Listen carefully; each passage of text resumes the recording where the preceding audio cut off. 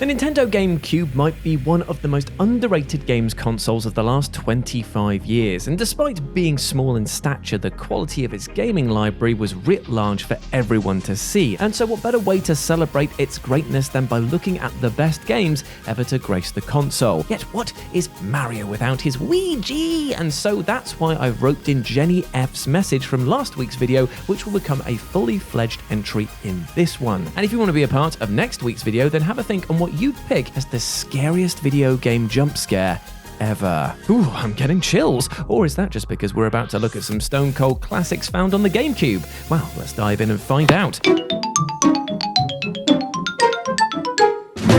Number 10, Eternal Darkness: Sanity's Requiem. Eternal Darkness is arguably one of the most criminally underappreciated video games ever made. A horror-tinged action-adventure game which broke new ground with its approach to tearing down the fourth wall all the way back in 2002. Its millennia-spanning narrative is intriguing enough, but what takes Eternal Darkness to the next level is its highly innovative Nintendo-patented sanity effects, audio-visual hallucinations intended to confuse and bewilder players. These range from protagonist Alexandra randomly changing size to the walls bleeding out of nowhere, meta flourishes like your TV volume appearing to turn itself down, and the game pretending to reset your GameCube. The effects did a fantastic job of throwing players off balance and keeping them locked in a constant state of unease throughout its entire 15-hour experience. That Eternal Darkness didn't sell well enough to get a sequel, well, leaves us all much poorer. Number 9, Metal Gear Solid: The Twin Snakes. Now, remaking a game as hallowed as Metal Gear Solid is basically a thankless task, especially barely 5 years after its initial release, which even in our remake-happy present seems totally ridiculous. But the Twin Snakes is a special case. Produced by Eternal Darkness devs Silicon Knights, the Twin Snakes offered up a visually lavish upgrade of Hideo Kojima's OG masterpiece while having almost the entire voice cast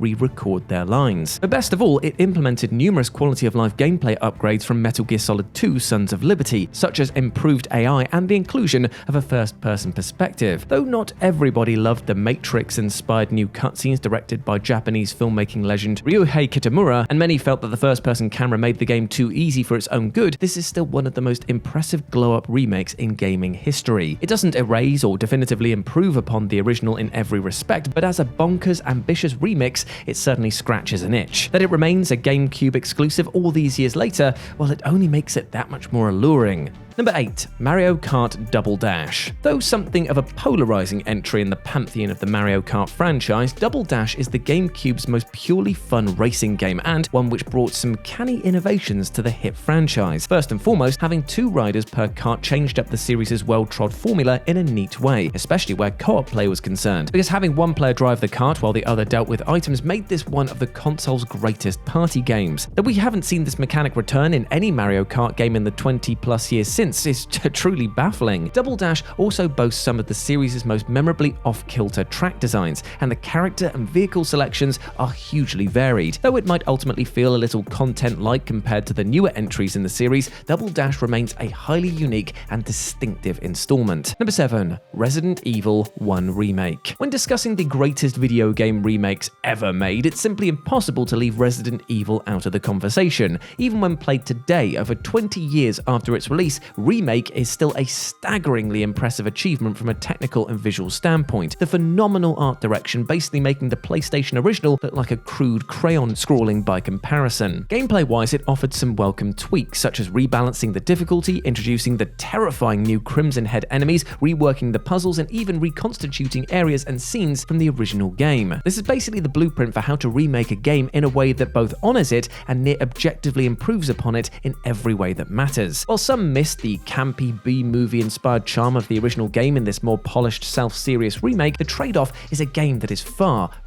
more effectively horrifying. Number 6, Animal Crossing. I mean, come on guys, how could I possibly ignore Jenny F's message here commenting that Animal Crossing wasn't just the GOAT, but then went on to include some for good measure. This game taught the world over that you don't need to be smashing the face off of some evil creature to be having a good time in a video game, and in fact, forcing players to slow down, smell the roses, and try not to think of the crippling debt you were in now thanks to Tom Nook was a brilliantly fresh experience. Thanks to the relaxed pace, the endless crafting and upgrading, plus the amazing characters that you met along your journey, all of this combined to make one of the most memorable, rewarding, and wholesome experiences in all of gaming. You cannot deny the power of Animal Crossing in the current day and age, and we need to remember that it all started here on Nintendo's Purple Powerhouse.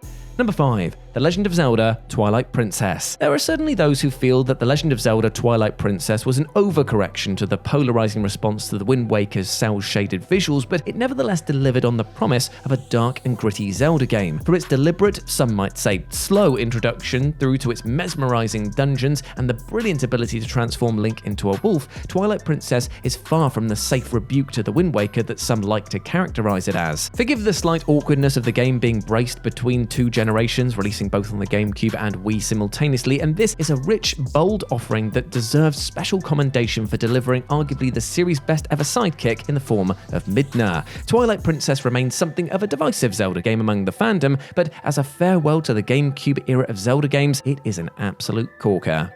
Number 4. Super Mario Sunshine. Super Mario Sunshine had the frankly thankless task of following up on the all-timer Super Mario 64, which, combined with its evidently rushed development, leaves it in something of an awkward standing with the series' fandom today. But on purely its own merits as a deliriously charming platformer, Sunshine is an utter delight. Bafflingly punishing in places and lacking the polish of its predecessors, yes, this is true, but the central locale of Isle Delfino and the compelling new flood mechanic nevertheless brought plenty of fresh flavor to the series. This is a smart and creative game whose achievements often feel lost in the shuffle due to its less successful elements. And while being one of the series' pricklier entries, it's also one of its most interesting and ambitious. Considering the enormous pressure of Nintendo to deliver a worthy successor to one of the most influential platformers ever made, it's basically miraculous that this turned out as well as it did.